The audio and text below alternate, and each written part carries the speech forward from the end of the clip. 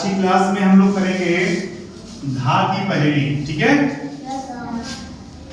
इससे पहले की क्लास में हम लोगों ने ता की पहेली की हुई है, किए थे ना एक बार, और ना का पहेली किए थे ना। तो आज हम लोग करेंगे धा की पहेली।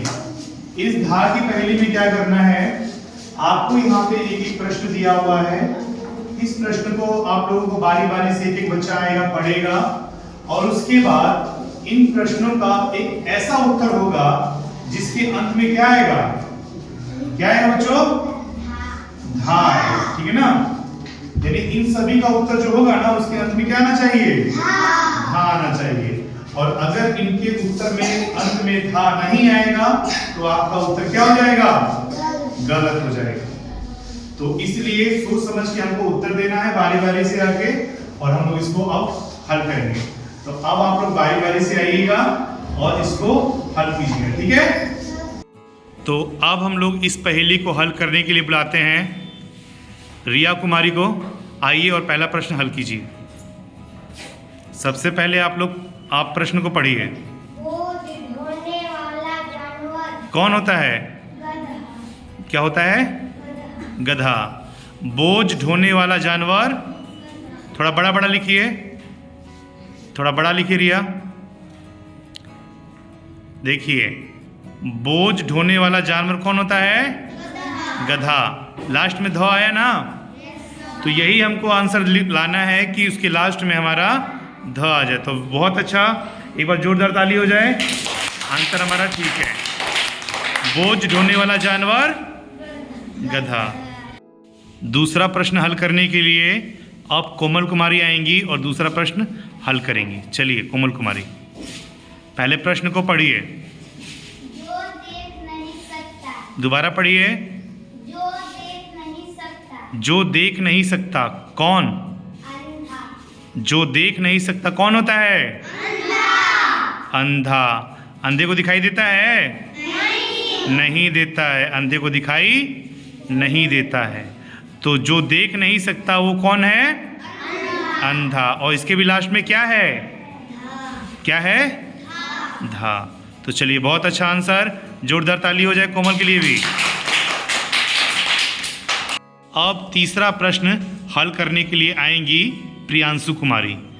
चलिए प्रियांशु कुमारी, तीसरा प्रश्न हल कीजिए। शरीर का एक अंग, जोर से बोलिए। शरीर का एक अंग, शरीर का एक अंग कौन सा होता है, कंधा।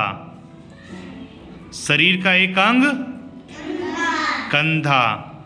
कंधा को इंग्लिश में क्या बोलते हैं, शोल्डर ना, क्या बोलते हैं इंग्लिश में, शोल्डर। शोल्डर मीन्स कंधा। थोड़ा डार्क लिखिए। हाँ, हो गया। चलिए, तो शरीर का एक अंग कौन सा हो गया, कंधा। चलिए बहुत अच्छा, एक बार जोरदार ताली हो जाए प्रियांशु के लिए भी। अब 3 प्रश्नों के बाद चौथा प्रश्न हल करने के लिए आएगा अंकुश राज। चलिए अंकुश राज, प्लांट का हिंदी, क्या, दोबारा पढ़िए। प्लांट का हिंदी, प्लांट का हिंदी क्या होता है, पौधा। लिखिए पौधा। प्लांट का हिंदी, प्लांट का हिंदी क्या होता है, प्लांट का हिंदी पौधा। चलिए बहुत अच्छा, जोरदार ताली हो जाए अंकुश के लिए भी। प्लांट का हिंदी पौधा। 4 प्रश्न हो गया है। 5वें प्रश्न को हल करने के लिए आएंगी सुनैना कुमारी। चलिए सुनैना कुमारी पढ़िए। एक फूल का नाम क्या होगा, रजनीगंधा। रजनीगंधा फूल जिसके अंत में क्या आ रहा है, लास्ट में धा आ रहा है। तो एक फूल का नाम क्या होगा, रजनी। एक फूल का नाम क्या हो गया, रजनीगंधा। चलिए इसके लास्ट में धा है ना, तो इसी के साथ ही हमारा 5वां प्रश्न भी कंप्लीट हो गया। जोरदार ताली हो जाए। 5वें प्रश्न के बाद अब 6ठा प्रश्न बनाने के लिए आएंगे ओम जी। चलिए ओम जी बनाइए। दो होता है 1/2 होता है कितना? आधा। 1/2 होता है आधा। 1/2 कितना होता है? आधा।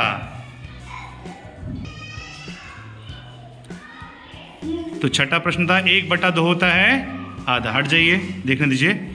1/2 होता है आधा। तो इसके लास्ट में भी क्या आ गया है? लास्ट में क्या आया है? धा आया है। तो ये भी हमारा आंसर ठीक हुआ। तो जोरदार ताली हो जाए इनके लिए।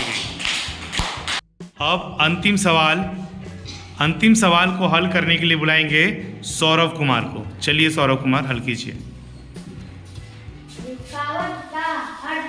रुकावट का अर्थ क्या होता है? बाधा। रुकावट का अर्थ बाधा। रुकावट जानते हैं ना किसको बोलते हैं? जो किसी काम को करने में बाधा उत्पन्न होती है, यानी उसको रोक दिया जाता है। जैसे मान लीजिए पानी बह रहा है ना, पाइप में पानी बहता है।